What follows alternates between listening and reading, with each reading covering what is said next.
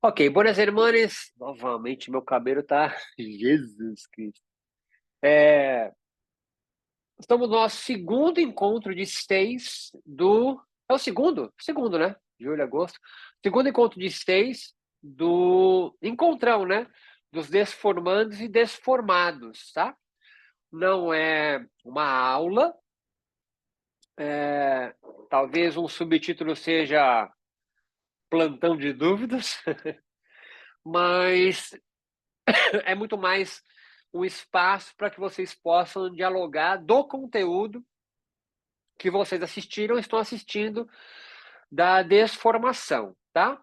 É um espaço para debate mesmo, assim.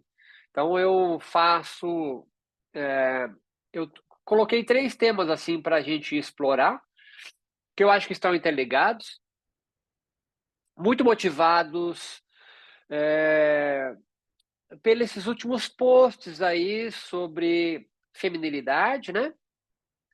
Porque vocês são as dominantes no campo e casou muito bem com essa última reação que vocês tiveram de uma publicação, né?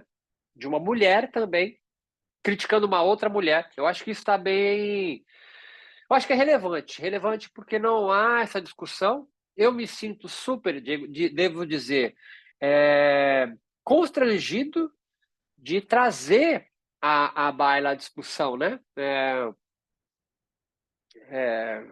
é o branco querendo falar de racismo, por mais que a gente possa, deve utilizar esse espaço de privilégio que eu tenho, né? Eu tenho espaço de privilégio. Homem, cis, blá, blá, blá, a gente é minoria, mas manda, né? De São Paulo, né? De São Paulo. Então dá a credibilidade que o sudestino acha que tem, né? Que é a disputa do falo mesmo, né? Então, e vocês mulheres castradas, é isso. Eu não gosto disso. Eu também não gosto, mas é o que é. A gente não pode fugir disso. É o que é. Felizmente é assim. É isso. Eu também não gostaria que o latino-americano fosse é, nem visto, não é? Mas é o que é. É o que é. Nós somos frutos dos nossos encontros, né? E dos encontros passados antes que nós começássemos a encontrar o mundo. Chama transgeracional, né? Então são encontros transgeracionais que nos atravessam. E eu acho interessante trazer isso para a discussão. Eu queria primeiro começar a provocar vocês no primeiro tema que eu acho que desencadeia para os próximos. Vixe, agora que eu vi o Adrien aí também com binóculo aí, parece uma nave espacial. Muito bom, tá no Renegade, né? Eu me lembrei do. Aquele cara que tá na moda agora, ele lá, o Jorginho, tá ligado? Eu achei esse cara muito massa. É, O primeiro tema que eu queria trazer é a alienação não passa meditando. Eu acho que isso é uma coisa é bastante óbvio para mim, talvez para alguns que já estejam no meio do processo estudando, mas é, eu me lembro muito bem de muitos de vocês chegando aqui absolutamente alienados e agora talvez tenham se esquecido que eram alienados. É essa a minha primeira provocação, né? E todos de vocês, e muitos de vocês acho que têm mais experiência até, ó, a pequena Laizinho, o pequeno Laizinho. São muito mais experientes até do que eu em práticas meditativas, de yoga e etc. Então, a alienação não passa em Vipakarita, né? Não passa fazendo Surya Namaskar. A alienação, ela não some porque você acorda todo dia às 4:30 da manhã e estoura a série 1 do Ashtanga, ou se pendure curuntas, né? Ou alguma coisa similar. E eu quero trazer aqui algumas observações. Eu acho que assim, ninguém duvida que Gandhi foi um grande yogi, um exímio yogi, né? A partir da leitura do Patox, e aí você já tem que levantar uma certa atenção aqui, à espreita, Gandhi inspirado em Ahimsa, leva então em Índia a sua revolução. Mas entenda, ele tornou um inferno todos os yogados e espiritualidades indianas de matriz mais corporal. Gandhi mandou destruir templos e estátuas, né, de divindades em posturas sensuais, tá? Ele também deve ter tornado bem difícil a vida da própria esposa, que ele se tornou celibatário no meio do casamento. E você não pode duvidar que Gandhi foi um grande yogi, certo? Então, essa é a minha primeira aproximação. Eu vou dar outros exemplos. A gente também pode pensar no Narendra Modi, né, que foi o primeiro-ministro da Índia. Assim como muitos yogis no Brasil, ele foi aluno, discípulo de Dayananda, o mesmo da Glória, o mesmo do Jonas, o mesmo do Pedro, o mesmo de vários yogis no Brasil. E é um cara de extrema direita, né? Dayananda foi o conselheiro de Narendra Modi. Eu acho que isso é importante, tá ligado? Quero dizer, tipo, claro, nas suas devidas proporções, o Olavo de Carvalho do Narendra.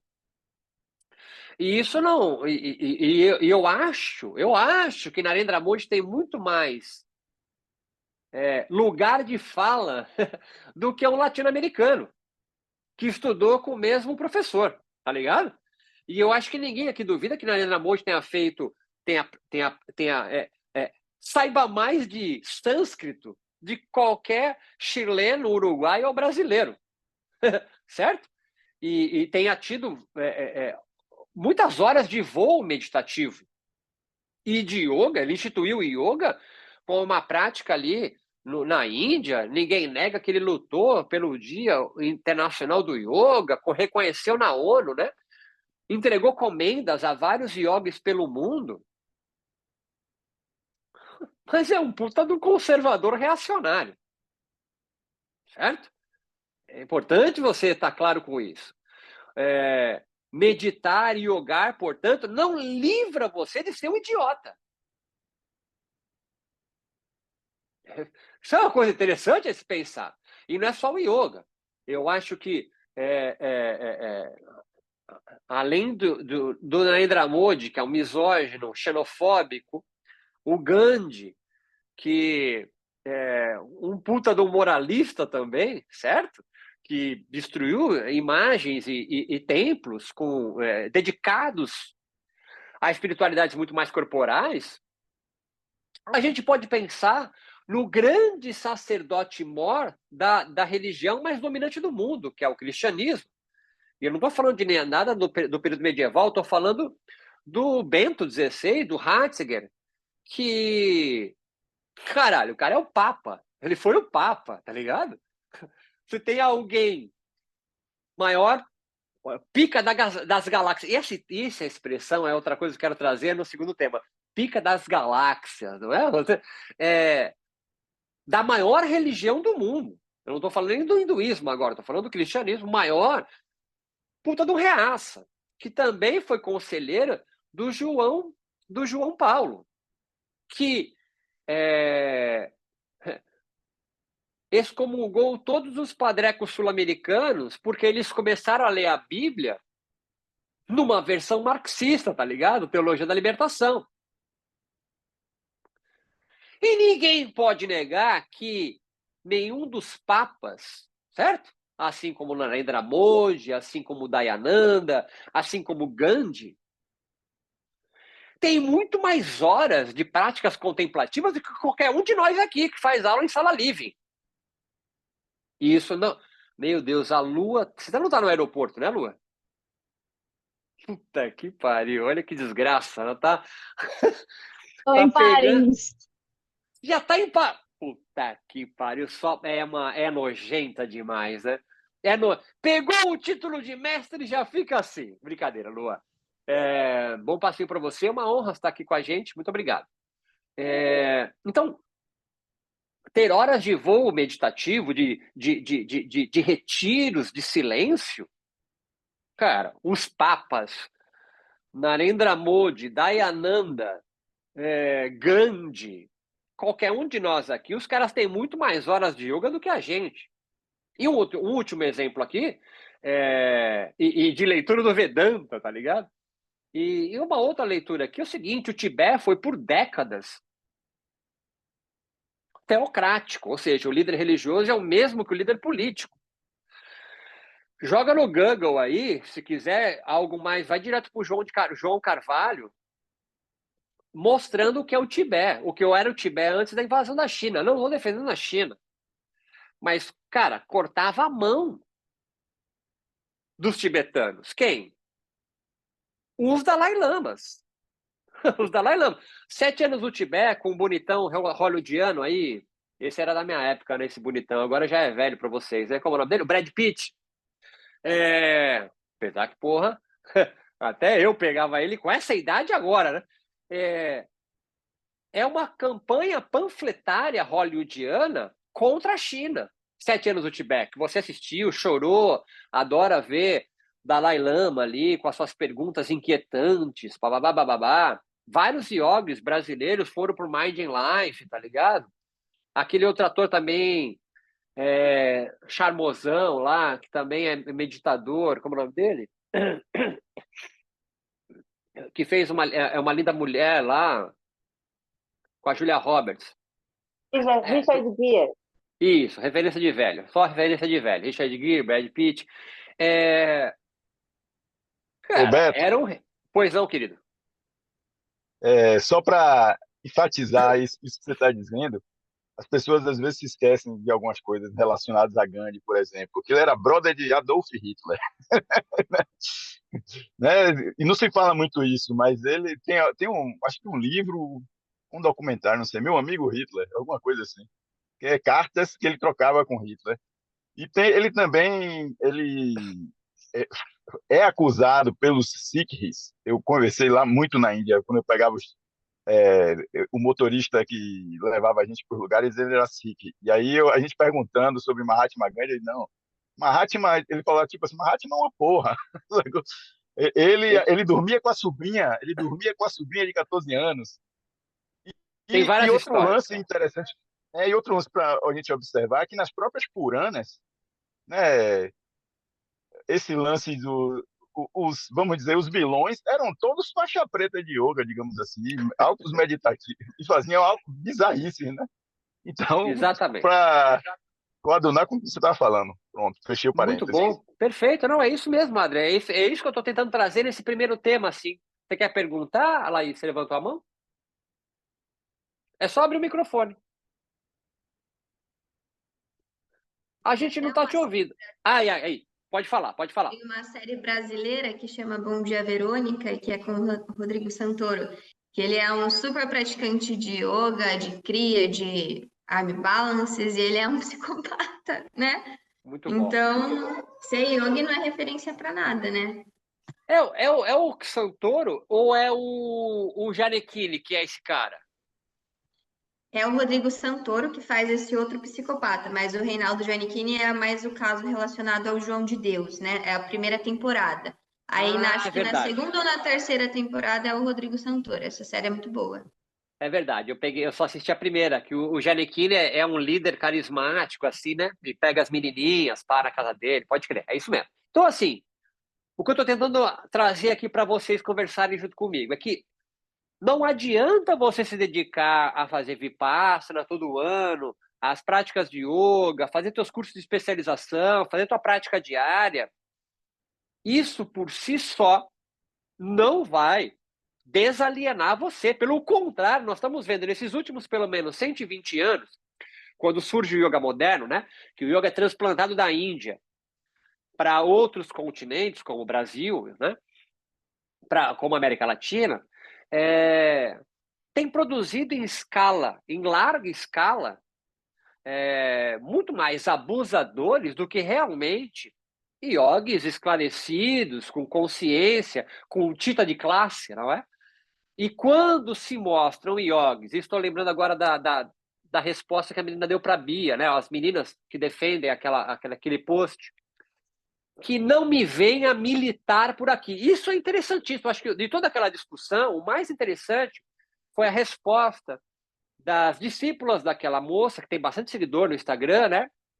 Respondendo para a Bia, não vem militar aqui. Então, são mulheres falando de outras mulheres e respondendo para mulheres que vão responder aquelas mulheres com argumento que a resposta é típica do conservador reacionário.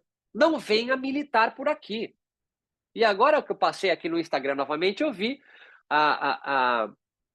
todo um trabalho midiático que a extrema-direita tem feito com as atletas que fogem do padrão feminino, tá ligado? Corpinho redondinho, papapá. As meninas, como a do boxe, que foi a mais agora falada, né? Que ela era uma mulher trans, alguma coisa assim. Quer dizer, mulheres que... Eu gostei do título que deram, né?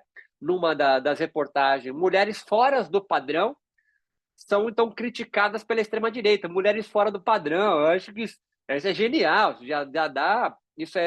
Isso só é uma tese, tá ligado? Mulheres fora do padrão. Mulheres fora do padrão. Mulheres, então, que se negam a gozar com o pau dos outros. Você entende? Essas figuras de linguagem são fenomenais, né? Pica das galáxias, gozar com o pau dos outros. Isso, eu sei que não é elegante isso, mas vocês já estão acostumados comigo. Eu acho isso um gênio, né? E se não houver, portanto, diálogo, meditação nenhuma, yoga nenhum, vai eliminar a alienação, ou a vidya, que é, dentre todos os tipos de yoga que existem, a essência do yoga. Então, se aquela prática daquela moça que foi criticada é ou não yoga, depende do diálogo ser feito com ela e perceber se a prática dela realmente vem produzindo a desalienação entre os seus. E não é aplicando o questionário que isso acontece. Então, se não houver diálogo com outros corpos que diferem do que nós estamos, que nós somos, e não haver um empenho em analisar quem somos e não do que idealizamos que os outros fazem de nós. E vocês, mulheres, então, são as mais idealizadas ainda. E quando alguma mulher decide não comprar essa idealização, geralmente feita por cueca, vocês são tidas, então, como mulheres fora do padrão. E há yogis fora do padrão? Há yoginis fora do padrão? Porra! Claro que há yoginis fora do padrão. Claro que há. E eu volto aqui, antes de abrir para vocês, relembrando o que eu disse logo no início, para quem não chegou. Eu lembro muito bem de vocês chegando aqui absolutamente alienados e alienados. Tá ligado? Quer dizer, eu lembro disso. Vocês chegando aqui absolutamente alienadas, às vezes bravas comigo, e que aos poucos vão se desalienando. E não é porque eu dei um curso sobre isso. É porque aos poucos vocês foram tendo coragem para entrar em contato com as suas próprias contradições e ir desconstruindo vocês mesmos.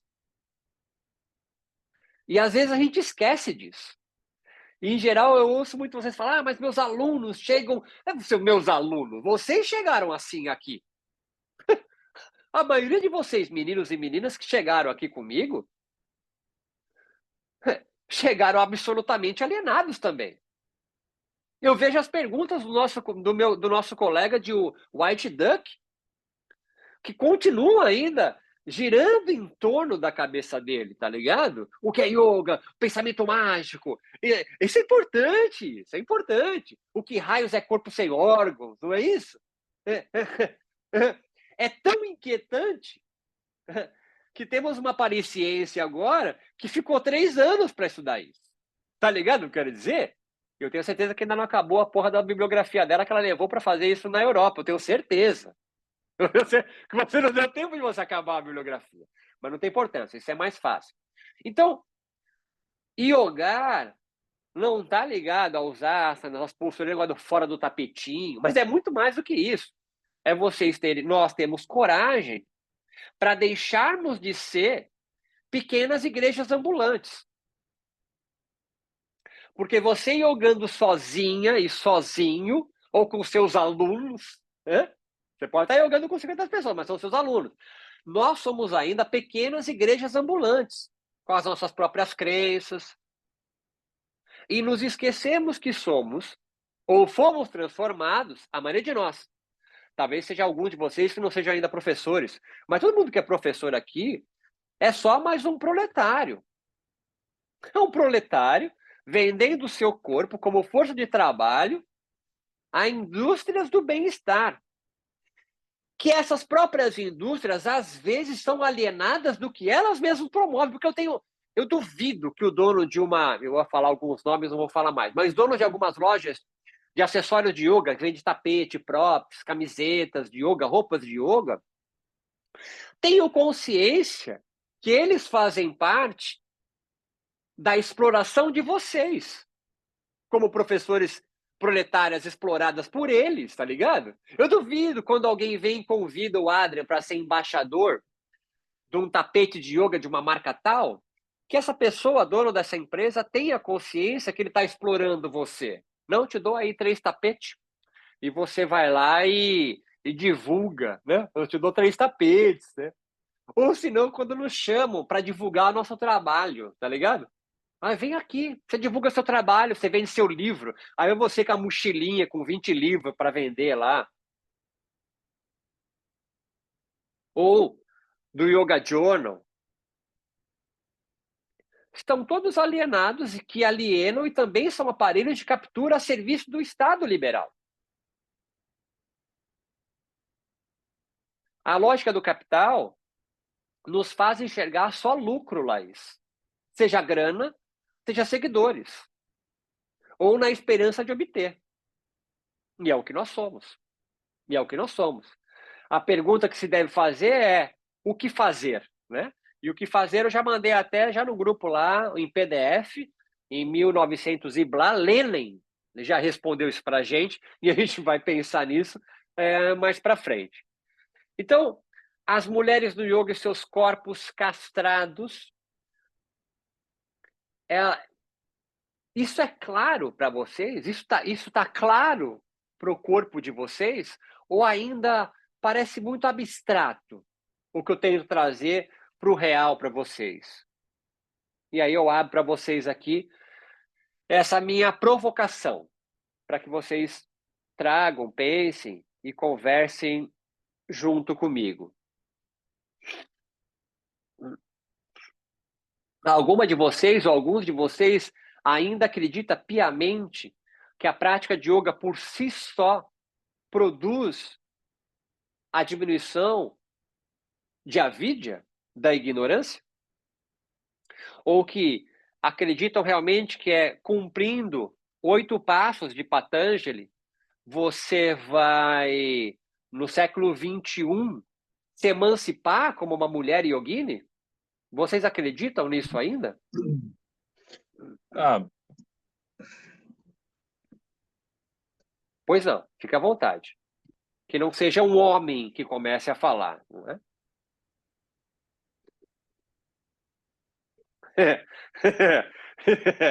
É isso. Pode tirar o dedinho aí do microfone e vocês, meninas, apertem o dedinho do microfone e falem, né? Qual é a esperança de vocês no campo do yoga do século XXI? O que vocês esperam? Além de um falo gurusístico que venha salvar vocês de Kali Yuga. Dá risada de nervoso, porque é esse mito que os cursos de formação constroem em vocês.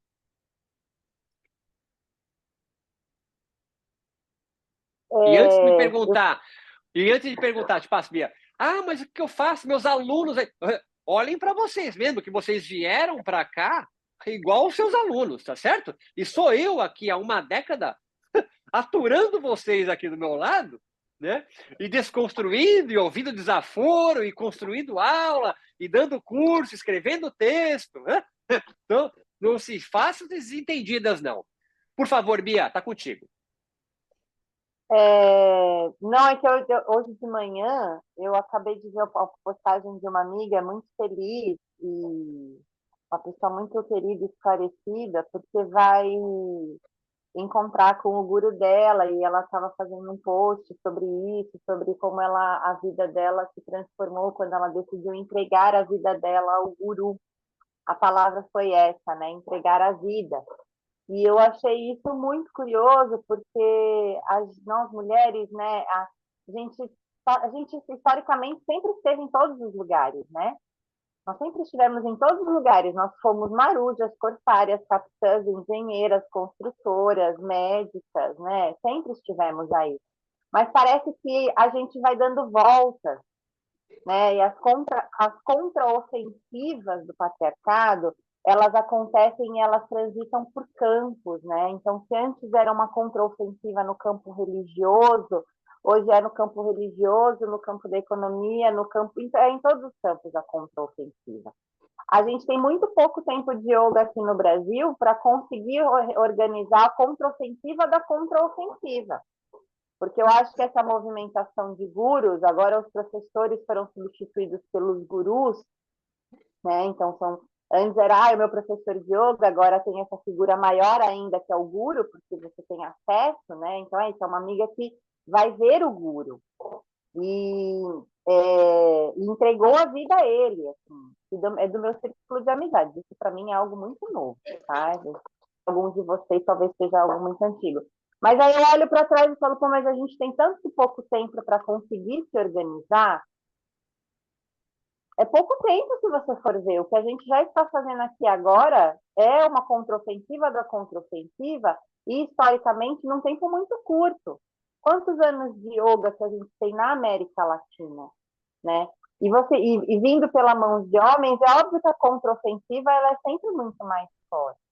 Então, eu acho que a resposta, na verdade, nós já estamos fazendo. Só o problema, talvez, é que a contraofensiva da contraofensiva seja pela via do capital. Por quê?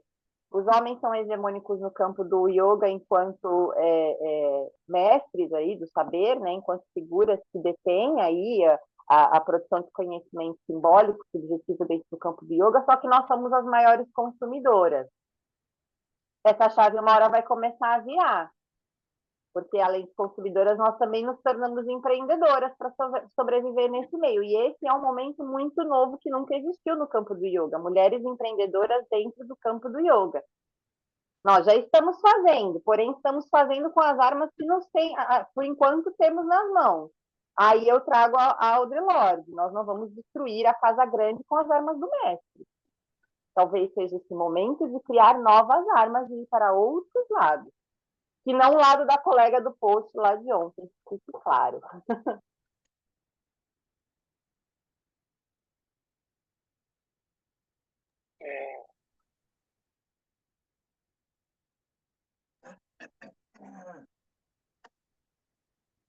Kika, tá contigo aí, não?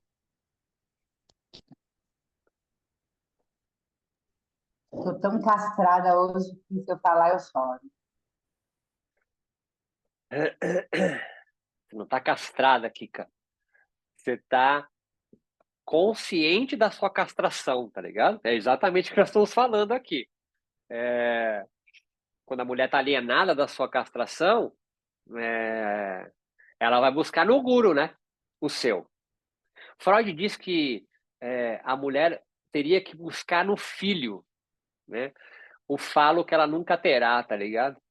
E é que os homens são criados para acreditar que tem, né? Mas ninguém tem, na verdade, né? E olha que interessante, o que mais se vende no yoga é a plenitude, né? A completude. Ou seja, numa linguagem psicanalítica, estão vendendo falos. Eles estão vendendo pinto com yoga. Claro que não é um prolongamento da carne, né? Mas esse poder. As pessoas se sentem empoderadas porque praticam yoga, né? E eu estou colocando aqui para vocês que não é porque vocês praticam yoga, são exímias em técnicas e exímios professores também, que ainda não serão para sempre inacabados, né?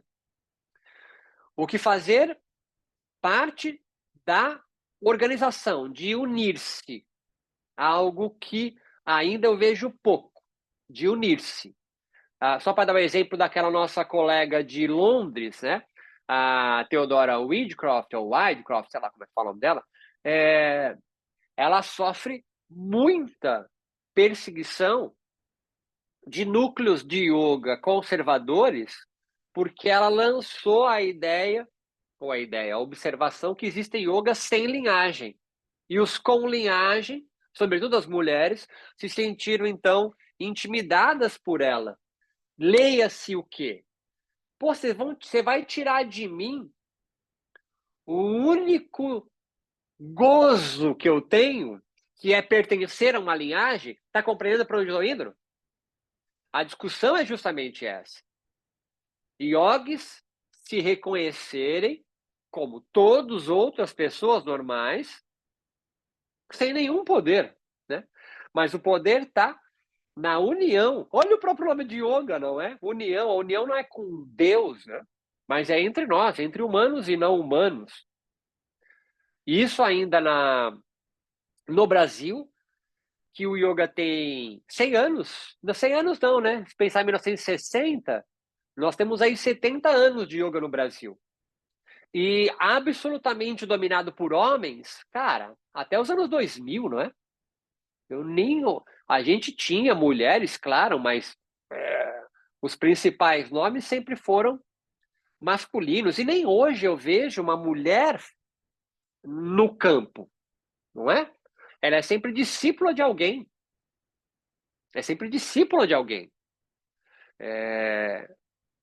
E o yoga, ele reflete, como qualquer movimento ou cultura, a sua própria sociedade, né? Então, estudar o yoga no Brasil é estudar a própria cultura brasileira. Isso é uma coisa interessante. Estudar o yoga no Brasil é estudar a sua própria sociedade, absolutamente alienada politicamente, né? Não venha militar aqui, não venha militar no yoga. Isso é interessantíssimo, né? Isso é interessantíssimo. Não venha trazer conteúdo político para o yoga, porque o yoga é imaculado em relação a isso. Essa é uma discussão antiga pra caramba. E, Roberto, pois não. deixa eu perguntar, na verdade, uma pergunta assim para vocês, né? Essa coisa do fato do yoga aqui no Brasil ter assumido tanto esse caráter eurocristianizado, né, com essa dinâmica de culpa, desejo, né, essa leitura do yoga bem como se a gente vem estudando, né? E essa entrega das mulheres a esse o guru, como que a psicanálise, como que a gente pode enxergar o que seria uma propensão das mulheres a se entregarem a essa devoção? Eu sei que não é propensão a palavra, né? Mas eu acho que não sei se vocês estão entendendo o que eu digo, assim. Escutando uma aula do Reich lá que você estava falando sobre a Teresa d'Ávila, a Santa Teresa, né? O êxtase de Santa Teresa, tal. E aí me veio isso agora, essa fala da minha amiga da entrega ao guru, né? O que é esse falo, né? Assim, e por que pergunta? Não, a pergunta é ótima. A pergunta é ótima.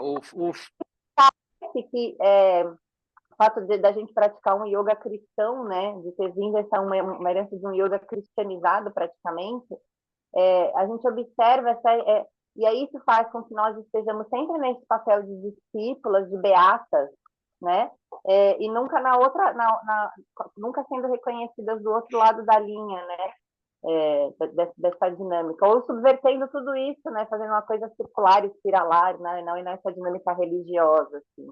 Enfim, jogando aí para.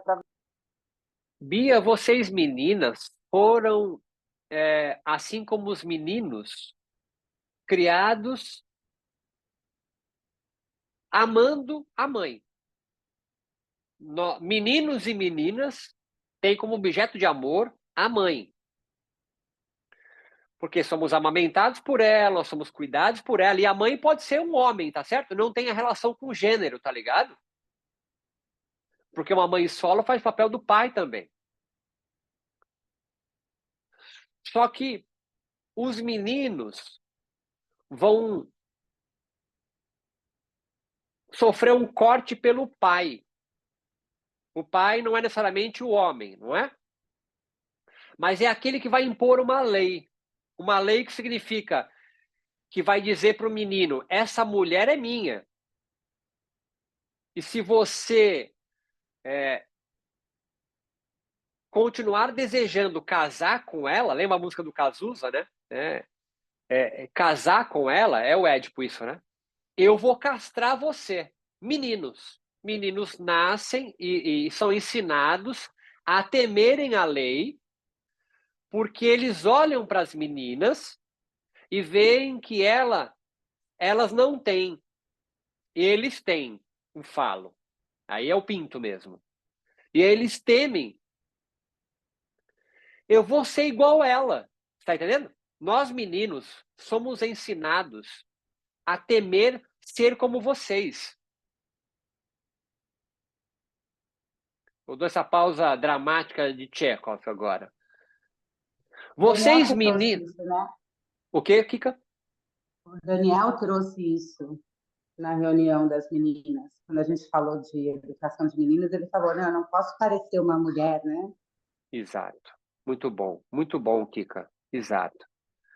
Então, nós, meninos, fomos criados a temer ser como vocês. Porque nos ensinaram que a gente tem o poder, a gente tem o falo, igual o papai.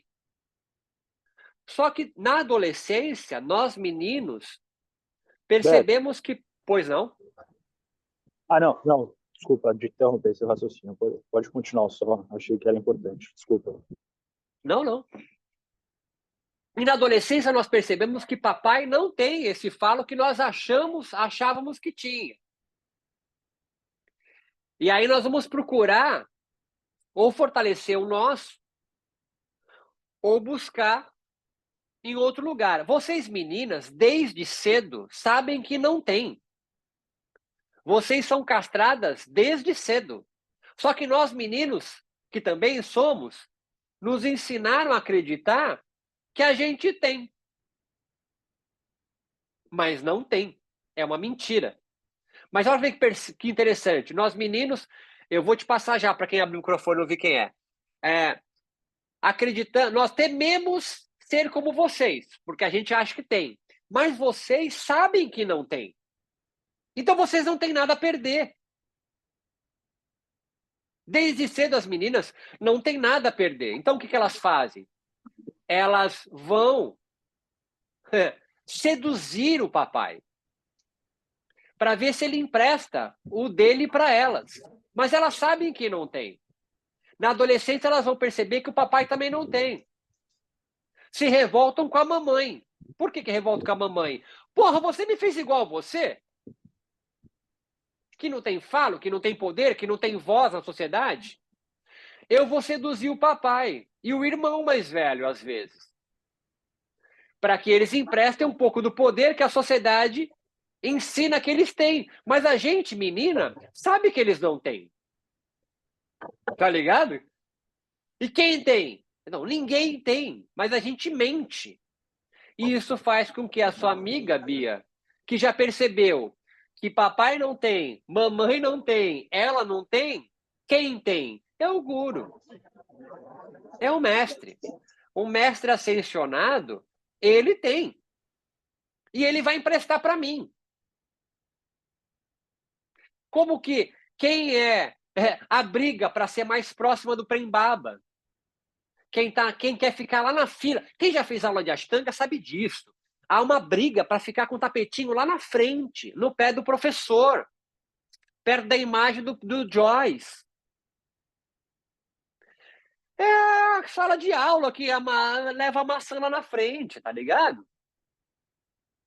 Vocês acham que eu tenho? Não fazem com a cabecinha para lá e para cá. Porque vocês acham que eu tenho. Tá ligado? Que eu tô falando, não? A gente tá aqui, tá falando disso, mas vocês acham que eu tenho. Mas eu também não tenho. O que eu tenho é dúvidas tanto quanto vocês. Agora, sim, por uma sociedade cefalocêntrica, misógina, patriarcal, eu tenho ao menos espaço para poder falar e trancar o microfone de vocês. E vocês ficam quietinhas esperando a vez. Pois não, Lua? É uma lógica invertida, né? Essa coisa que você falou, tipo, agora que me caiu essa ficha.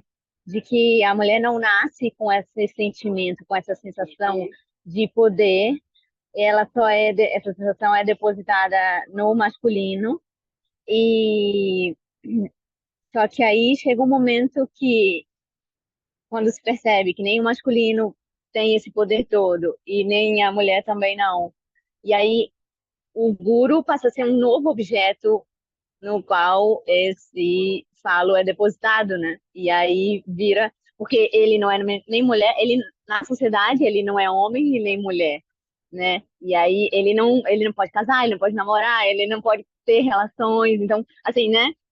É como é a santidade, e aí o falo é depositado na santidade, e aí fica meio que, não sei se fica sem gênero, ou é meio, sei lá, inverte completamente a lógica. E é engraçado porque eu tava assistindo, eu vi no avião, nada a ver, mas tudo a ver. Nunca tinha visto Barbie. E aí eu falei, vou botar um filme pra dormir. Botei Barbie. E é um filme completamente, né, tem uma ideia feminista, assim. E tem um momento que me chamou a atenção justamente na hora que ela, a Barbie e o Ken chegam em Los Angeles e falam para as pessoas que encontram: a gente não tem genital. Ela fala, eu não tenho vagina. E ele não tem pênis. Aí ela sai tranquilamente, que não tem genital nenhum. E o Ken depois fala, não, eu tenho pênis, sim. Tipo assim, é, o homem, ele não tá, né, acostumado a se ver como sem gênero, assim. A mulher, acho que, não sei, acho que é mais tranquilo ter esse pensamento, assim, de não ter, né? Porque a gente, na verdade, já nasce sem. Então, a gente não tem nada a perder, é justamente isso que você falou. Então, qualquer mínimo poder que a gente ganha, parece que já é suficiente, já é bastante coisa pra gente, pra dar voz, assim. É isso. Freud, que era um machista do cacete também, ele acreditava que a mulher, na verdade, ele ensinava que a mulher não deveria ter um gozo clitoriano, que deveria ter um gozo só vaginal, porque ter prazer no clitóris não gera descendência. Então vocês têm falo, vocês têm pinto, só que é menor, né? E é escondido, tá ligado? Que numa sociedade falocêntrica, machista, o tamanho faz a diferença. Essas metáforas foram pica das galáxias, gozar com o pau dos outros, pau grande. Ela é muito esclarecedora, né? E o guru, como o Adrian colocou aqui, é aquele que é celibatário. Qual é o guru que é mais desejado? É o que tem o pau, mas não usa. Como se fosse uma espécie de uma mais-valia do gozo, tá ligado?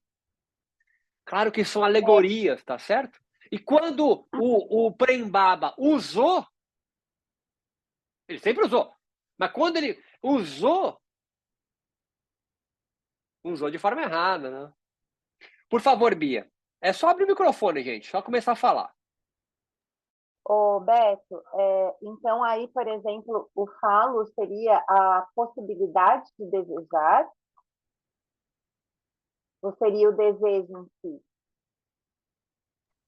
Desejo todos nós temos. Desejo, a sociedade é difícil de tirar de nós, né? O que acontece é que o teu desejo é recalcado, ele é reprimido, tá ligado? Não me venha militar aqui, eu tô impondo o seu desejo para fora. Não pode desejar isso aqui. Então, desejar tem. O que vocês não têm, meninas, é ensinadas a se conscientizarem disso e buscar no homem, no filho, isso é o poder de fala. É o poder de expressar o seu desejo. Vocês são proibidas de desejar, mas o desejo que vem do inferno, não é? Que vem do caos, vem dessa mandala sem centro, que é o nosso inconsciente, ele não deixa de desejar. É a pulsão, é o desejo, é o conatos, é o tesão. Isso não vai ser, isso que é maravilhoso. Isso ele percorre você. Agora, ele é recalcado. Ele é proibido. É quando você se sente culpada. É quando você se sente com vergonha. Você pode estar consciente, mas ainda assim se envergonha. Claro, a sociedade e as leis dela são muito maiores, né? Vocês têm desejos tanto quanto dos homens. É óbvio que é assim. Mas é recalcado, né? E o pior, para a gente casar com nossa primeira aproximação, você acaba acreditando, né, que você realmente não tem isso, né? Que é alienação. Você está alienado disso. Então, o primeiro passo, talvez, seja voltar a sentir o próprio corpo, porque onde o desejo corre? Não é na mente, né?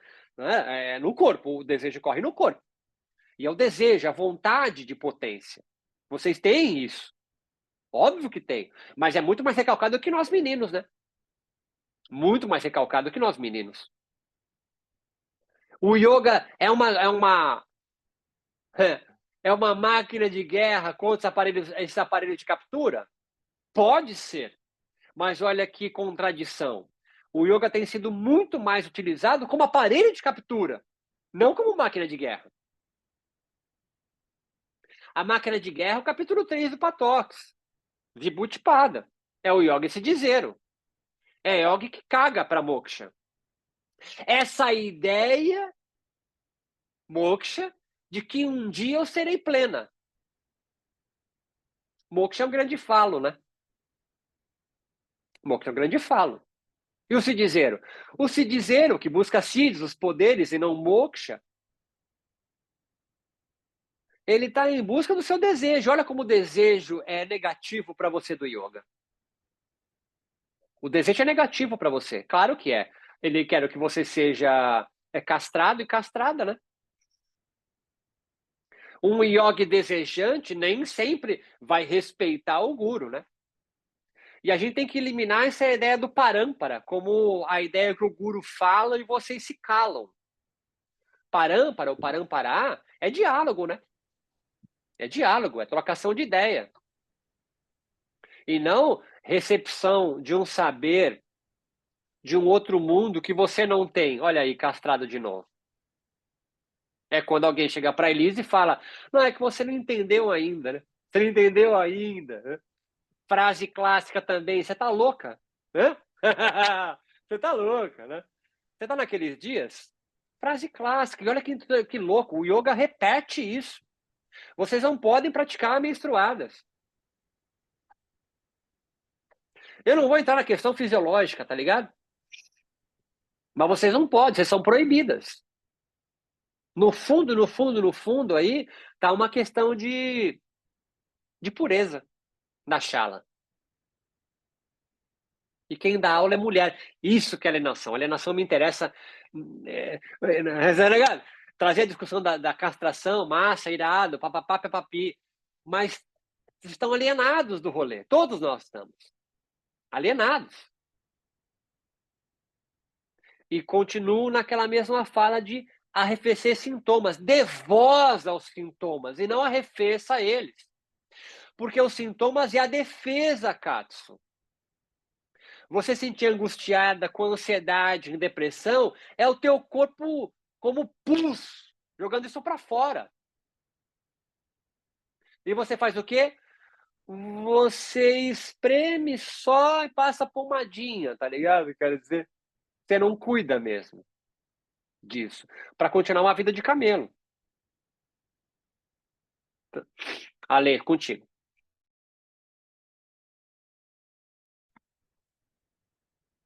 Primeiro falar que esse texto seu realmente, sabe, deu aquele... Como se eu fizesse um mergulho, assim, para dentro de toda essa repressão da gente. A gente já sabe, a gente já sente. Mas eu acho que foi um texto muito, assim, Beto, bem importante, eu acho, sabe? Pra gente. E é um texto que, assim, dá para ficar ruminando ele muito, assim, muito mesmo. E falar, assim, né, da minha experiência com a yoga restaurativa, que eu acho que a Mila, uma mulher brasileira, sabe, está fazendo um trabalho maravilhoso nesse sentido do diálogo, da democratização, da prática.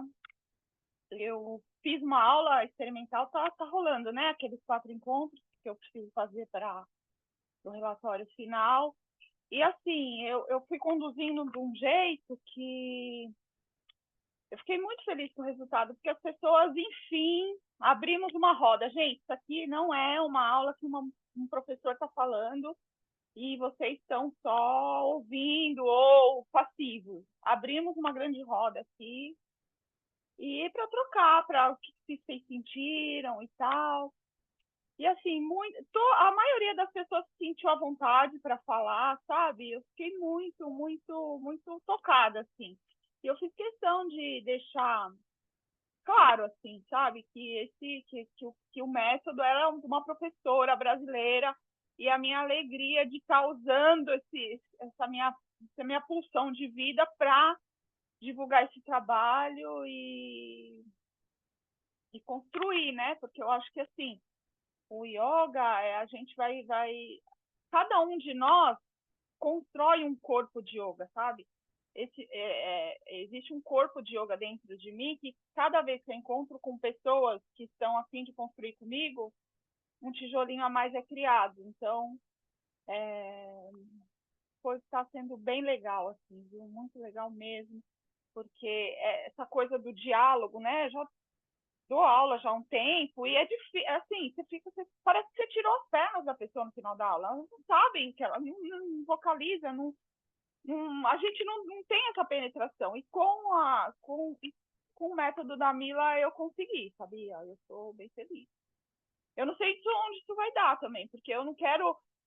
eu tenho esse programa de 4 aulas, assim, e dá medo, porque, né? Sim, enfim, eu estou aprendendo, eu não tenho tanta experiência, mas se jogar nesse lugar, assim, de tipo, estamos juntos, sabe? Estamos juntos construindo esse lugar, esse corpo de yoga. Muito bom, Ale. O yoga dá medo mesmo. O yoga dá medo mesmo. Quando eu vejo uma turma com 50 pessoas na sala e o professor absolutamente confiante de que é só ficar de cabeça para baixo, que o aluno vai se resolver completamente, é um delírio tão gigante, né? E a restaurativa ela é absolutamente democrática por ser variações do Shavasana, uma postura tecnicamente difícil de se conquistar, mas absolutamente democrática, né? Então é muito bem colocado, Ale. Obrigado por tu trazer uma prática brasileira, né? Feito por uma mulher também, né? Conceito por uma mulher. É importante a gente entender aqui o seguinte, outra coisa também que o yoga nos traz como senso comum é de que há uma linguagem universal que o yoga acessa. Talvez Jung seja um pouco responsável, uma má leitura de Jung seja um pouco responsável por isso ser tão disseminado no mundo no campo do yoga, né, do consciente coletivo, etc. Cada um de nós tem uma linguagem própria. Do 0 aos 5 anos de idade, quantos anos tem a tua filha, Laís? 1 ano, está acontecendo agora. Do 0 aos 5 anos de idade é quando a pequena Laizinha, cada um de nós, foi construindo a nossa própria gramática de lidar com o mundo real que nos enfrenta.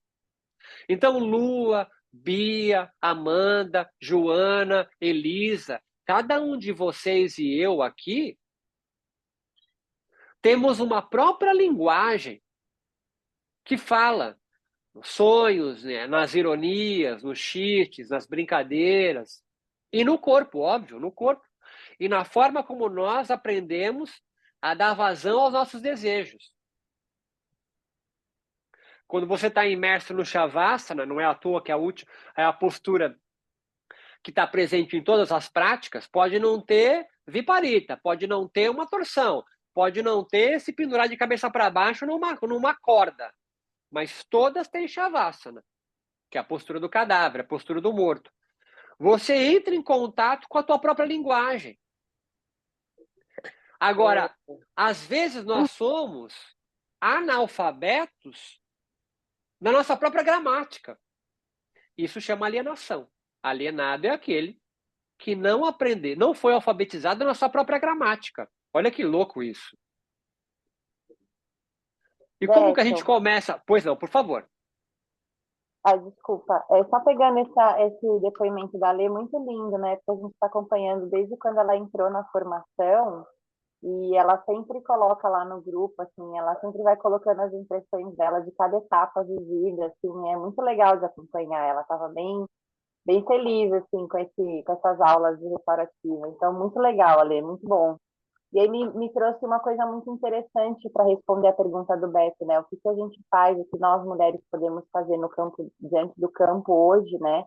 É, apesar de eu já enxergar uma movimentação, há sempre a contra-movimentação, é de que talvez o nosso método, a nossa linguagem seja circular e horizontal, né? A construção dos saberes femininos tem muito, esse saber entre mulheres tem muito essa característica da horizontalidade. A gente quase nunca consegue se organizar de forma hierárquica porque as estruturas sociais nunca permitiram que a gente se organizasse muito de forma hierárquica. Então, esse exemplo da Alê, né, e ela fala, eu me sinto insegura, tal, mas o fato dela ter conseguido através das alunas já mostra como essa construção dela, talvez dentro do restaurativo, já esteja sendo uma construção horizontal. E talvez seja a própria, eu não conheço o método, mas aí depois você pode contar melhor depois para a gente, se essa também não é uma proposta do método, e eu acho que essa é uma saída de uma sabedoria que a gente carrega na história das mulheres, né?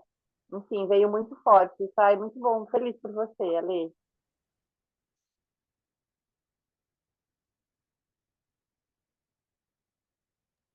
Roberta, quer falar, Roberta? Roberta e Alê, fica à vontade. Quero falar.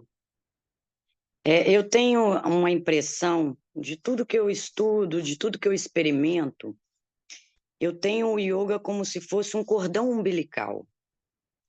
Todo ser humano foi conectado a esse cordão. Qualquer pessoa, um estudioso, um doutor, uma pessoa que não tem os conhecimentos, ou enfim, independente disso, de onde ele criou, de onde ele veio, e esse termo é assim, significa isso. Se a gente simplifica, e isso eu acho que a Mila faz muito bem, que é levar para esse lado do acolhimento, do ninho, do amor, né, dessa coisa que realmente está no físico, é como eu me sinto. E se a gente também troca, porque eu fico matutando que houve um erro, todos quando vão falar de Deus, coloca Deus e esquece do ar, né? E o feminino é o que gera, o feminino é o que cria. Se você para e repara a natureza, por um instante, sem o feminino nada existe, né? Sem a criação, né? E o que precisa para que a gente traga essa força, né? E deixe de... Não é também tirar o masculino, porque é lindo, né? O envolvimento dos dois, mas pensar que... Eu fico pensando que o yoga é um cordão umbilical e que tudo isso está ligado ao feminino. Todo ser humano passou por essa ligação. Independente das descobertas que os homens, né, estão aí descobrindo, a ciência, isso tudo veio de um cordão que estava ligado a algo feminino. Então, eu tenho por mim que eu concordo com a deusa da lentidão e concordo que somos deusas, só precisamos ter essa capacidade de externalizar.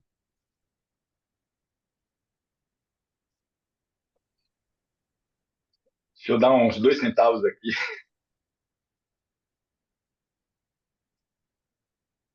Alô, vocês estão me ouvindo? Essa fala aí da Roberta me remeteu a... Essa semana eu estava vendo uma amostra de cinema indígena, cujos filmes foram... Os cineastas eram exclusivamente mulheres. Era uma jornada de cinema indígena feminino. E assim, aí tem um filme que eu recomendo que vocês procurem. Não está no YouTube, mas a cineasta, eu troquei uma ideia com ela, ela falou que vai me mandar um link depois eu compartilho com vocês. É Cosmovisões o nome do filme. Premiado, um filmaço, de chorar, assim. E são vários relatos de mulheres indígenas em várias aldeias da Bahia, né? Pataxó, Tupinambá e outras. E algumas trouxeram falas muito parecidas com essa que a Roberta trouxe, né? Inclusive, elas falando isso, ó, a gente tem que se ligar que a gente precisa educar os nossos companheiros, né? Não adianta só a gente ficar, né, com o discurso na resistência, a gente precisa educar mesmo assim, fazer um ativismo educacional, digamos assim. Porque é, o lance da partilha, da cooperação, né? Que todo mundo tem que vivenciar. Você não dá, as mulheres não vão poder viver sozinhas, nem os homens viverem sozinhos. Então tem que ter essa harmonização, né? Pelo que eu entendi aí da fala da Roberta, foi mais ou menos isso aí. Valeu. Coloquei aqui na nossa parte de mensagens aqui 2 textinhos da Maria Rita, que é a cara da Lua mais velha. Se vocês derem uma olhadinha na foto aqui, é a cara da Lua, só que ela é mais velha. E são textos que eu acho de aproximação interessante para quem está buscando talvez alguma referência mais psicanalítica da mulher, feminilidade, blá blá. Não é tua cara, Lua? Não é tua cara? Agora que eu vi a foto dela aqui maior aqui, é a tua cara nova, é mais velha, cara. Muito massa. E ela é bastante interessante da psicanálise, da feminilidade, da discussão de gênero. Eu acho ela bem massa. Tipo Christian Dunker da psicanálise, mas com foco na mulher, assim, né? Sem dúvida, Adrian, a gente voltar a ouvir as mulheres, essa questão da horizontalidade que as mulheres trazem, né? Para mim, é o caminho, né? Não é uma disputa do bem contra o mal, não é? Da mulher contra o homem, essa discussão já era, né? Não é natureza ou cultura. Isso é uma viagem, já acabou já há 100 anos, tá ligado? Mas, mesmo porque, como disse, uma mãe solteira faz o papel do pai e da mãe também. Faz o papel do pai e da mãe. E a nossa formação, a nossa gramática, a nossa linguagem, que se mostra no corpo, mas recalcada a ideia pelas leis impostas pelo pai, ou a figura do pai, que coloca a lei, o que faz você sentir vergonha, por exemplo, de alguma coisa, se mostra no corpo. Se mostra no corpo. E o yoga retomar o processo criativo que está dentro dele, com uma tradição corporal. A tradição do yoga na modernidade foi migrando para a letra, para a teoria. Eu acho que não cabe às mulheres, isso é uma frase muito forte, né? Mas nos inspirarmos na mulher que já se entende castrada desde já, é um menino que se engana, né? Que vai, retomando a ideia, que vai sustentar isso o resto da vida, achando que tem, né? A parte do cara que sustenta a mulher, e às vezes a mulher que acredita nesse mesmo discurso e tenta viver como a imagem e semelhança do pai. Não é nosso pai que estais no céu? Olha que viagem isso, né? Ou a imagem, se Shiva é um deus, uma deusa ou uma divindade andrógena, por que vê ele como um homem que tem um seio e não uma deusa que tem um pinto duro? É interessante isso também nós pensarmos. E pinto aqui novamente, né? Eu falo, é o símbolo de poder.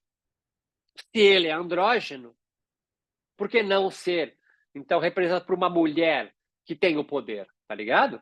Essa mudança, ou essa forma de enxergar Shiva, quem cria, quem gesta o yoga, pode ser um caminho para pensar a partir de uma mulher que tem falo, que tem poder de fala, que tem representatividade. E não só casada com Durga, ou a Parvati, que é a versão da mulher dona de casa? Não é? E se Shiva, que é... Te passo, Adriano. Se Shiva é andrógena, ela pode ser casada com uma mulher, não é? É Shiva, menina, casada com Durga, mulher. Tá ligado? Não tem um homem no meio. É possível isso? Claro que é possível. É possível. Criando meninos. Duas mulheres criando meninos. Eu me veio à cabeça agora aqui, antes de passar para o Adrian, Cássia Eller, né? Com o Chico Chico. É um menino criado por duas mulheres, não é? Adrian, por favor, Adrian, esse binóculo aí dele tá estiloso demais. Né? É óculos de grau, velho. O meu mais sempre tá meu óculos sem óculos, eu não nem enxergo, pede desculpa, tá lindo demais, rapaz. Mas se ligue, eu queria falar também do. Você estava falando, né, dessa coisa explícita, né, na cultura em geral, né, não é só no yoga, não é só no Brasil, é no mundo. Mas olha, um dos mandamentos qual é, né? Não cobiçarás a mulher do próximo. Que louco, né? Eu fiquei pensando aqui, falou tanto falo, e aí falou da imagem. Eu fiquei pensando, por que que a imagem, por que que eu falo é a imagem escolhida para que eu falo? Porque é uma coisa que aponta mais alto para cima? Quem escreve a história é quem ganha, Lua. E vocês perderam, certo? Se você olhar a língua de Shiva, é a vulva ali embaixo, né? Mas a gente só olha para o pinto dele, não é? Por que não é o clitóris, o símbolo do poder? Então, mas é justamente isso que eu tô indagando, né? Porque, tipo, sei lá, o pênis é mais alto, e então é igual a ponta da igreja, a igreja não tem aquela e parece que cada igreja que tem a ponta mais alta vai mais pro céu, sei lá, essa coisa assim. Você está em Paris, Lua. Olha o obelisco.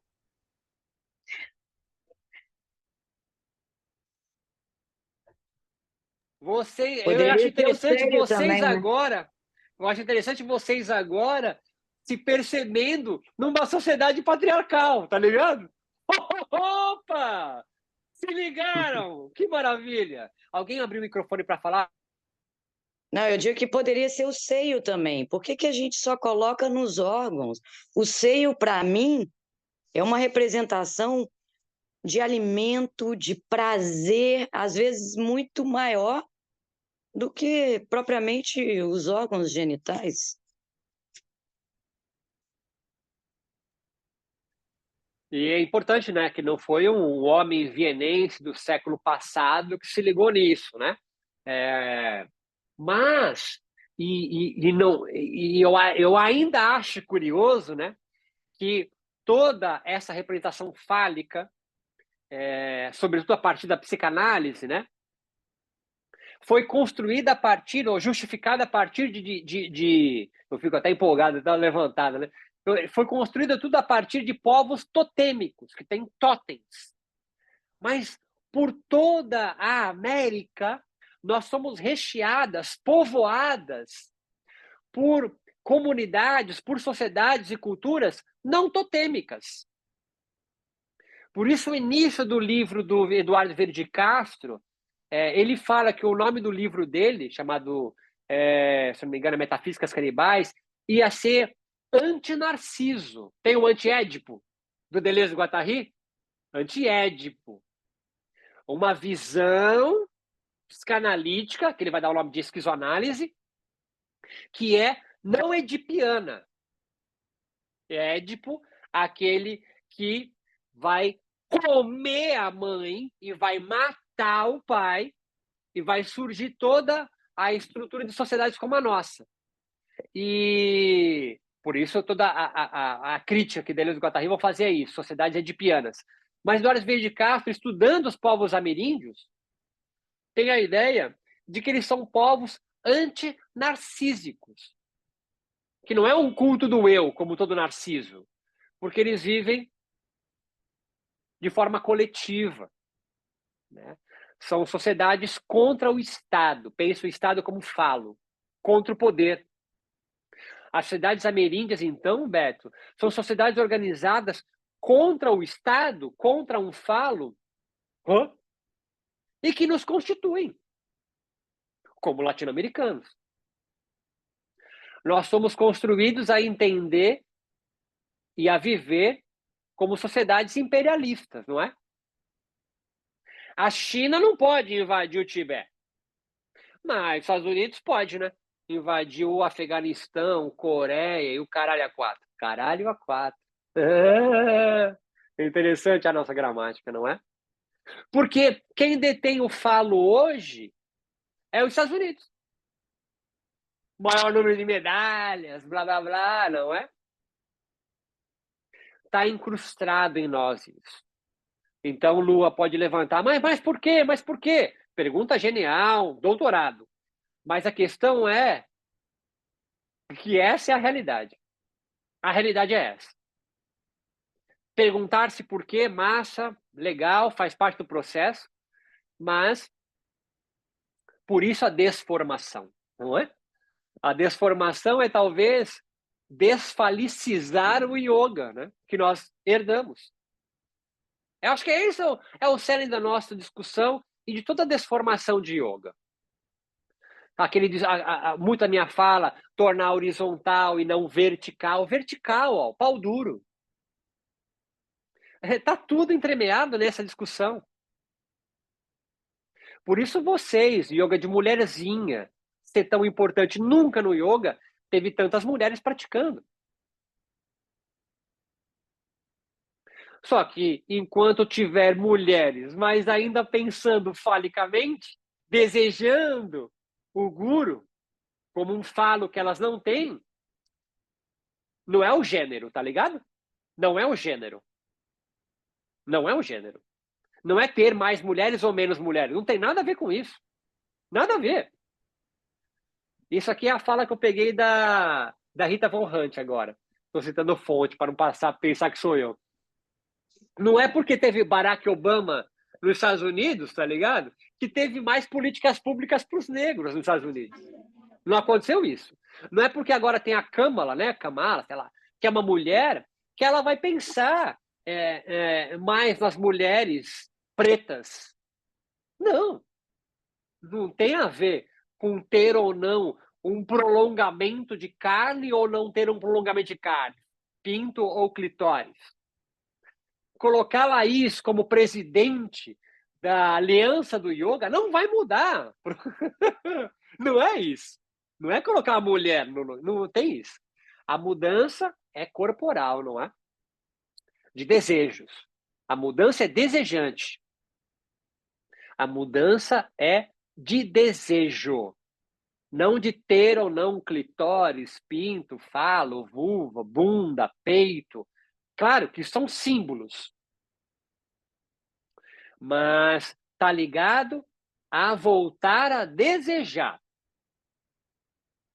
Que na nossa sociedade, se vai mudar, se não vai mudar, mas hoje a nossa sociedade organiza corpos dos meninos a temer castração e das meninas seduzir meninos para ter o falo deles. É assim que está organizado, gente. Se Laísa conseguir mudar a gramática da pequena Laizinha, que está em formação de 0 a 5 anos, não sei. Mas de todas vocês e eu aqui, que já estamos formados, a nossa gramática, há que nos entender. E nós iremos entender a partir da leitura dos desejos. Não é fazer o que quiser, mas é aprender a ler os desejos. Porque aí você começa a entender os seus sintomas. E aí você vai começar a ler a demanda que chega para a tua chala, dos teus alunos, blá, blá, blá, por uma outra ética, por uma outra ótica, por uma nova perspectiva. São todos pessoas desejantes, recalcadas por uma organização social que vai chegar até o yoga. Por isso o yoga, o achala, tem o poder, a potência de ser uma clínica. Roberto, Pois não, a Elisa, depois eu passo para o Davi. eu fiquei pensando aqui na minha experiência como pessoa castrada, que e dessa questão sintomática, né? Porque hoje a gente está com várias pessoas manifestando o que chamam de fibromialgia, e eu sou uma pessoa que manifesta esses sintomas desde meus 12 anos, com as minhas inquietações das coisas que eu via e falava, nossa, isso aqui tá errado. E eu não tinha potência para fazer alguma coisa com aquilo ali. O corpo doía e seguiu doendo, até hoje dói, né?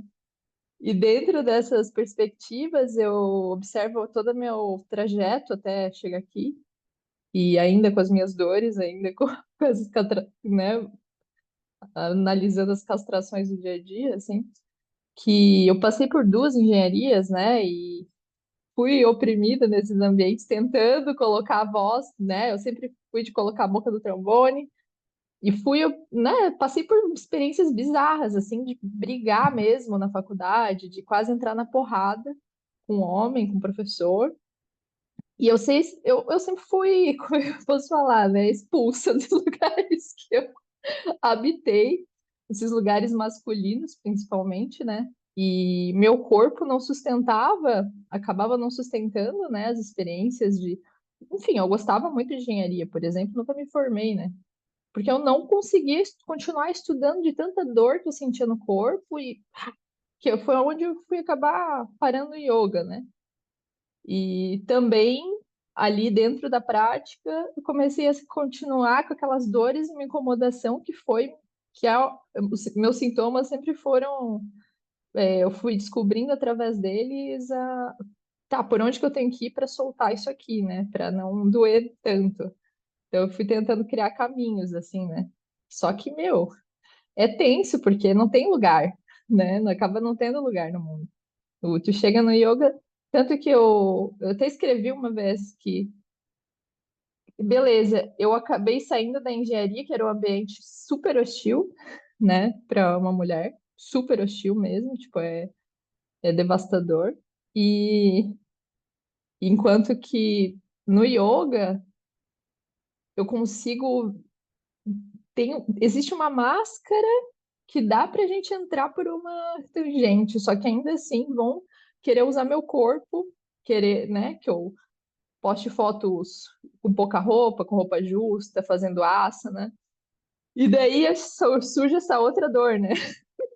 E tipo assim, parece que não existe um lugar que eu possa só falar, né? Falar e ser ouvida e trazer dentro até da minha própria vivência corporal, né? Porque eu tenho uma história inteira de vida ouvindo o corpo, né? E isso parece que não é o suficiente para as pessoas comprarem o trabalho de uma pessoa, né? Tipo, uma vida inteira ouvindo o corpo, entendendo os sintomas, enfrentando essas adversidades.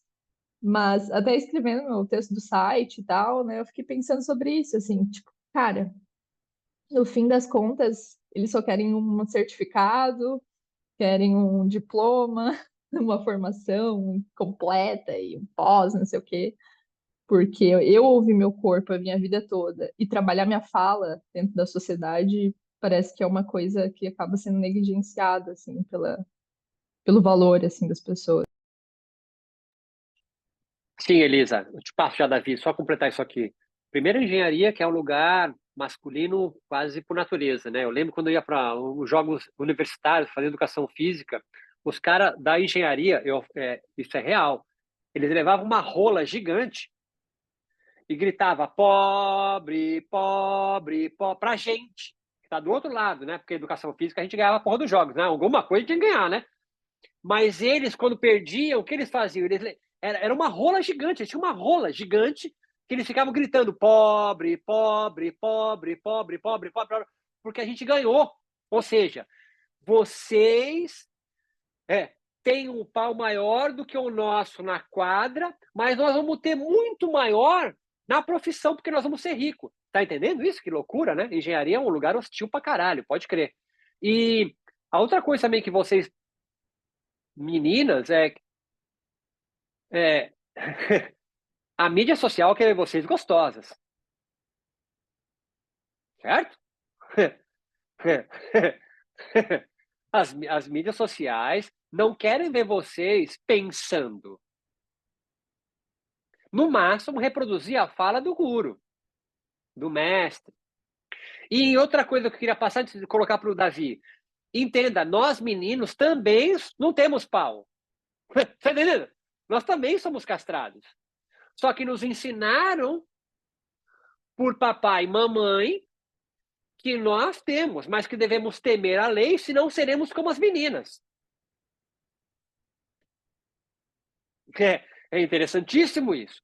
Então, assim, nós também não temos. Nós também não temos.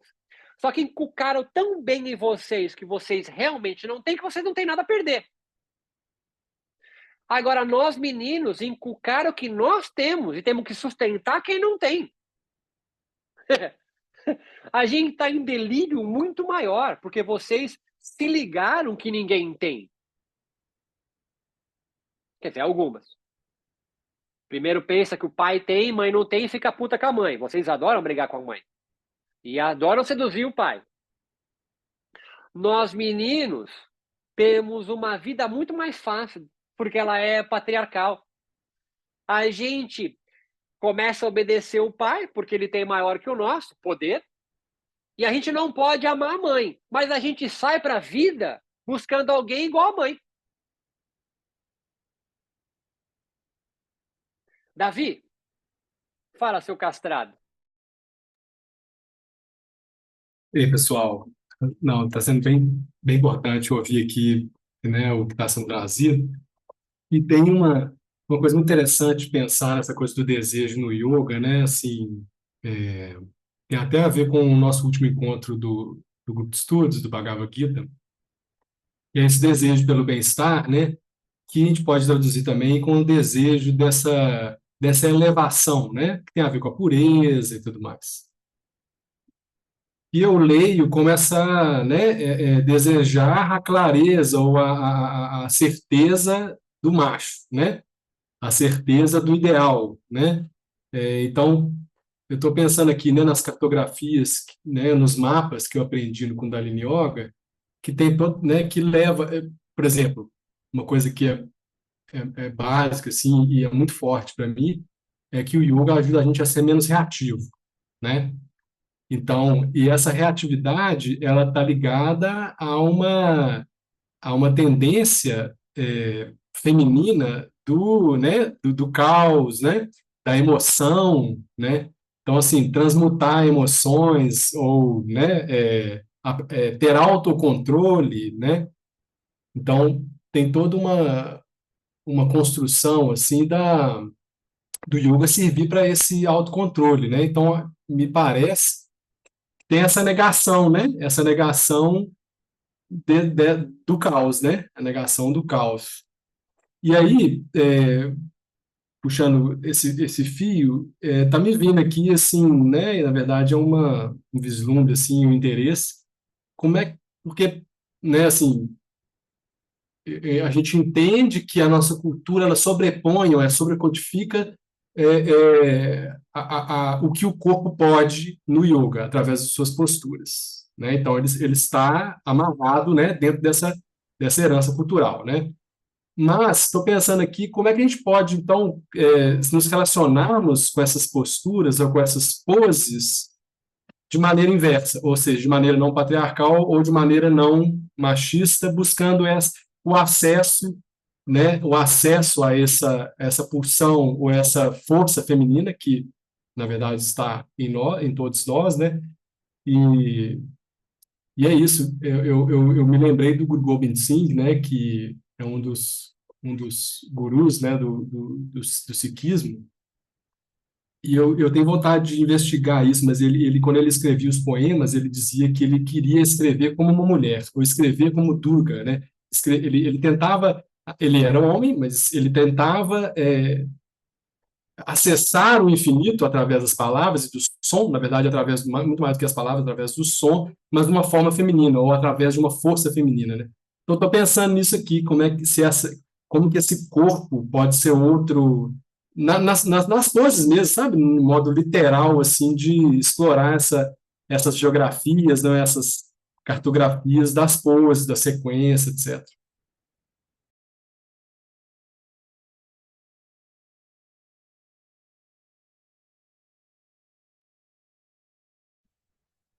Você levantou a mão, Alessandra?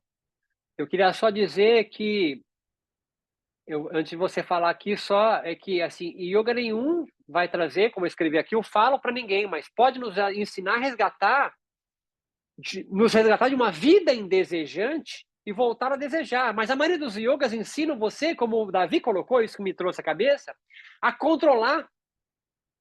Todos os yogas ensinados hoje é de controle. O que me vem à mente? O elegantérrimo Foucault, com o seu clássico livro Vigiar e Punir. Nós, no yoga, aprendemos a vigiar e punir a nós mesmos e aos nossos outros. Não venha militar aqui, Bia. Então, o que pode um corpo em yogamento? É a pergunta que o Davi traz. E eu me lembrei também de que Freud se perguntou a vida inteira o que raios as mulheres querem, que ele nunca entendeu. E a resposta que a Maria Rita, né, que é a Lua mais velha, colocou é que as mulheres querem tudo. Porque desde a infância elas aprenderam que ninguém tem e foram negadas de ter. E só para curiosidade aqui, antes de passar para a Lei, depois para a Kika, é que a filha de Freud, a mais favorita dele, casou com uma mulher. Nunca teve filho. E foi uma espécie de pai para os filhos da companheira dela. Interessante isso, né? A filha que fez análise por anos com o próprio pai, foi a mulher que Freud só analisou, eu acho, 2 mulheres. Uma foi a filha, que ele não aguentou a barra, porque ela contava os sonhos que ela tinha para ele e era ela transando com ele. Se ligou? Foi daí que ele falou, gente, não analisem parentes. E a filha dele casou com uma mulher, não com um homem, né? Não com um homem. Nunca teve filhos, ou seja, a teoria de Freud que a mulher vai ter filhos para um falo que ela nunca terá, não se concretizou nem na casa dele, porque a filha dele nunca teve filhos. Né? E foi buscar numa mulher e não num homem a satisfação dela. Ale, depois a Kika, por favor. Então, Beto, você estava falando, né, de como o yoga se encaminhou para esse lado da teoria, mas também tem a questão da competitividade, né? A competitividade dos corpos, né? Isso afasta muita gente mesmo. É uma coisa assim, né? É natural, né? Esse lance da força e tal. E aí, lendo esse texto, refletindo, lembrei da Elisa Samúdio, né? Porque, assim, chegar no final dessa revolta contra esse falo, que a mulher, ela retalhou o homem, né? Ela além de matar, ela cortou ele. Então, assim, sabe, é uma coisa que, né, que tá intrínseco na gente. Ela não sabe por que ela fez aquilo, mas ela fez aquilo justamente por todas essas construções. Aí lembrei agora também da Richthofen, né? Que ela, o namorado, mataram os pais dela. Então, esse encadeamento aí de tragédia, né? Horrível. Mas era só lembrando isso mesmo. Não, muito bom, Alessandra. Agora, eu não sei se a competitividade que reina no yoga afasta as pessoas ali. Não é o que a realidade mostra, tá ligado?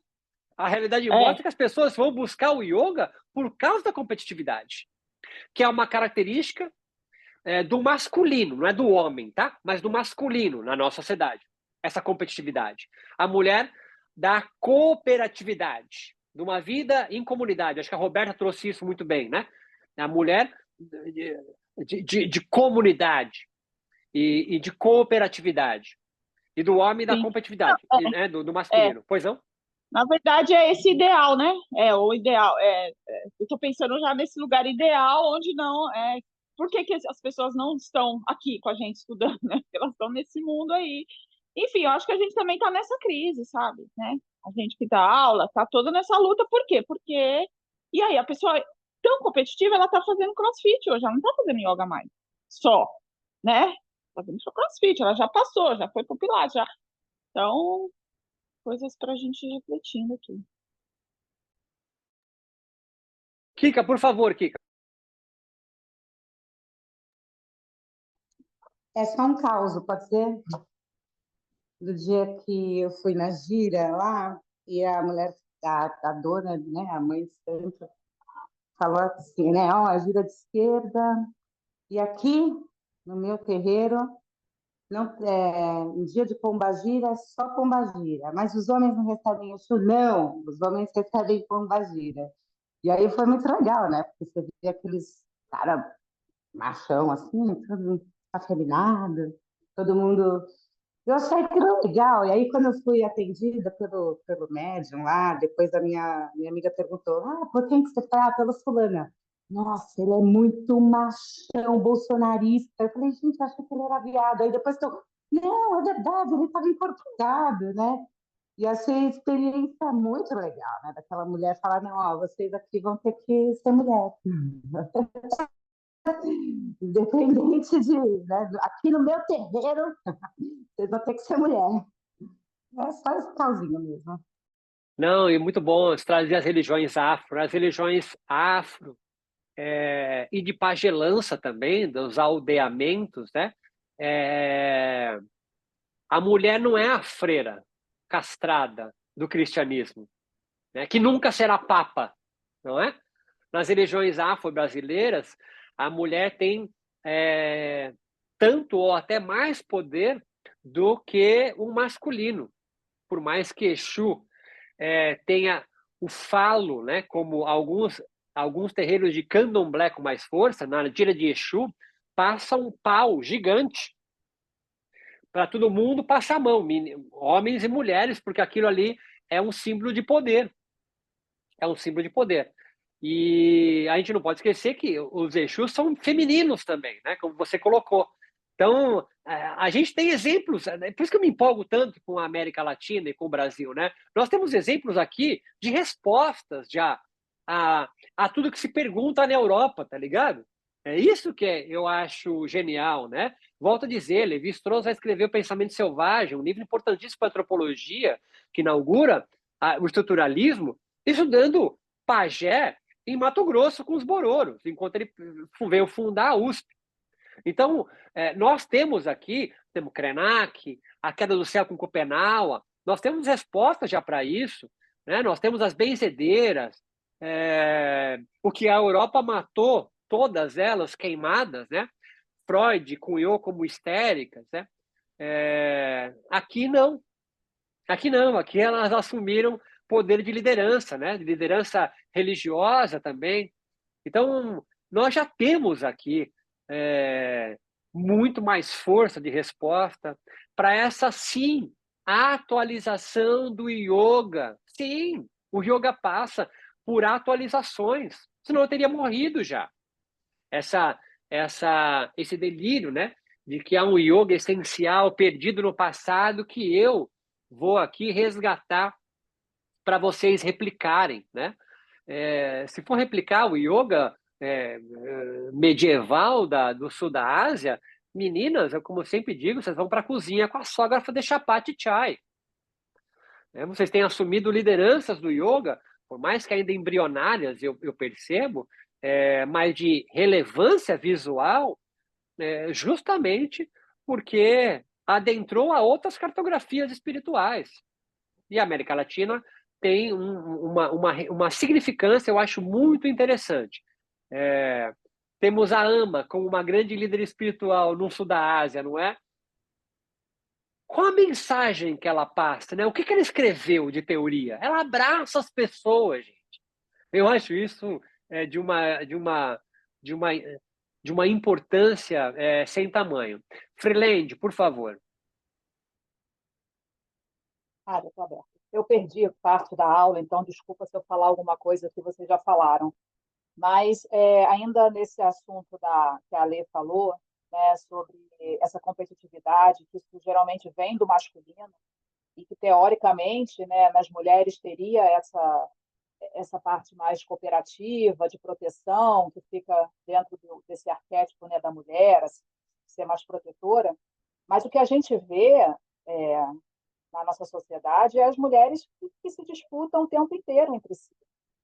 Então, assim, como você mesmo falou, a gente tem que, essa mudança ela tem que estar dentro da gente desde o início. Então, quem tem filha mulher, né, e eu tenho uma menina e um menino, e isso é muito claro, né, sem querer colocar em caixinhas separadas, mas assim, as meninas elas estão ali o tempo inteiro se comparando, uma cresce apoiada na outra, né? O quanto que as influências elas estão muito mais fortes na menina do que no menino. Então, eu acho que eu vejo assim as meninas muito inseguras, né? Estão precisando muito dessa força, teoricamente desse masculino que às vezes a gente vai buscar nesse masculino, né? Então, isso é uma coisa que a cada vez que a gente se pegar falando, se comparando com uma outra mulher, né, é tentar criar um novo discurso na nossa cabeça que a gente não está ali se comparando com a outra, né? A gente tem que cada um ter a sua, sei lá, né, o seu pensamento, não precisa ficar apoiado no outro, né? Não sei se faz sentido. Faz sim, Freeland. E as Olimpíadas aí, né, nos mostrando que os ouros do Brasil vêm dos corpos femininos, não é? Eu acho isso muito representativo. E mais ainda, das Paralimpíadas, tá ligado? O Brasil ganha disparado nas Paralimpíadas, né? Não sei se alguma de vocês está fazendo curso, né, com o Fuji Yoga e o rapaz também ali. Eu lembro de alguém ter comentado isso. O Brasil lota o quadro de medalhas na Paralimpíadas, né? E nas Olimpíadas acontecendo agora, são as mulheres ganhando, né? Eu acho isso de uma representatividade, sem contar, obviamente, a abertura das Olimpíadas, né? Genial. Eu não sei quem que eu li que disse, não sei por que estão se espantando tanto, porque as Olimpíadas nasce de uma cultura politeísta, pagã, que é a grega, tá ligado? Então, o que os cristãos estão falando? A Olimpíada não é católica. A Olimpíada, se for buscar a raiz dela, ela é pagã. Então reclamaram que tinha Dionísio, não sei se vocês repararam, né? Aquele de azul era Dionísio, bem no centro, ali comendo uva, né? É da onde as Olimpíadas vieram, tá ligado? São de culturas, de uma cultura pagã, e não da cultura católica. Estão profanando o cristianismo. Mas quem que falou que Cristo tem alguma coisa a ver com a Olimpíada? Nada. Nada, não tem nada a ver com a Olimpíada, tá ligado? Então, você colocou muito bem, Juliana. Sim, as mulheres. É a desalienação, né? Voltamos aqui para o nosso início. É a desformação. O nome desformação em yoga que vocês estão passando tem muito do que nós conversamos aqui. Talvez a pauta maior hoje foi das meninas, por mais que nós falamos demais do falo, justamente para trazer à tona que vocês estão dominando o campo, vocês são hegemônicas no campo, mas ainda, olha outra expressão, paga pau. Eu acho, esse negócio eu acho da linguagem, eu acho muito louco, né? Paga pau, pica das galáxias, gozar com o pau dos outros, né? Eu acho isso interessante, porque quando essa gramática começar a se modificar, as narrativas também modificam e os nossos desejos acompanham também a nossa linguagem. Volto a dizer, há uma linguagem em cada um de vocês aqui, construído de 0 a 5 anos, que se perpetua e vai continuar. O que o yoga nos ajuda? A recontar a história sobre nós mesmos, criando outros maias, não é acabando com eles. Cada um de nós está envolvido nos seus próprios maias, nas próprias ilusões que nós contamos, nas mentiras que nós contamos para segurar a onda de todo o desejo que nós queremos e não podemos, por uma lei imposta pela cultura, sociedade, blá, blá, blá. Então, o yoga tem ajudado a vocês a encontrar encontros potentes, tesudos, ou tem castrado mais e mais e mais a vocês, meninos e meninas? Ambos. Porque nenhum de nós seremos um dia plenos. E o que mais se vende é plenitude. Assim, que é tão claro para mim que eu acho que eu estou sendo... Eu estou falando a mesma coisa durante 2 horas, tá ligado? É claro que o yoga vem de plenitude, porque é o desejo que todos nós temos, né? Essa esperança idealizada de um dia ter falo. E porque se prostam aos pés de gurus. Beija a mão e pé. É símbolo fálico. É símbolo fálico. Shiva está aí. Tanto... A mudança tem que ser onde só pode acontecer, que é corporal. E ficar atento aos seus próprios sintomas. Que estão aí com o nome do DSM, né? Estresse, ansiedade. É o nome do DSM, né? É o nome que te deu. Você deu um nome para o diabo. Você deu um nome para ele só.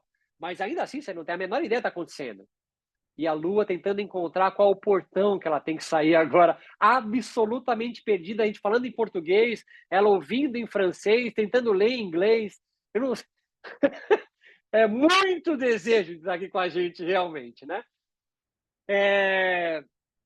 Eu quero dar um beijão para vocês. Eu quero agradecer demais o encontro, foi muito massa.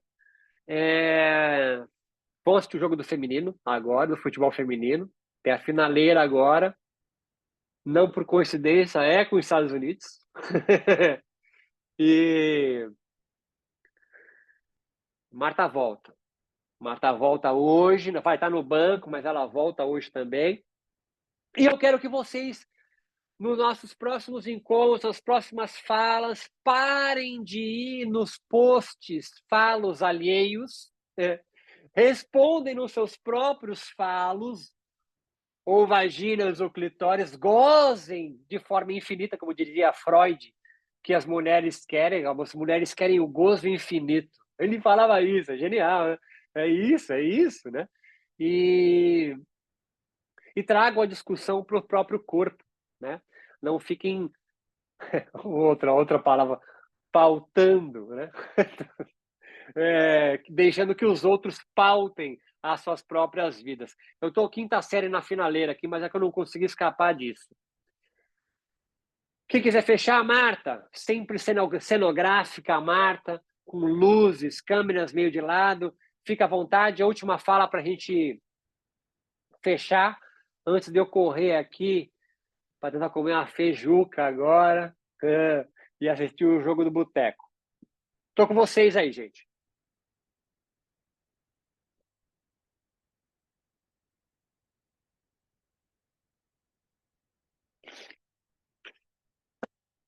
Até mais, gente. Forte abraço para vocês. Bom final de semana. Lua, esquece a gente, Lua. Sai daí. Até mais, gente. Eu tô aqui Tchau, tchau. 7 horas sem fazer nada, pô. Tá 7 horas em Paris. Puta, que merda, hein, Lua? Que bosta, hein? Tô com dó de você, Lua. Tô com pena. Beijão, gente. Muito obrigado, tá? Até mais. Beijo.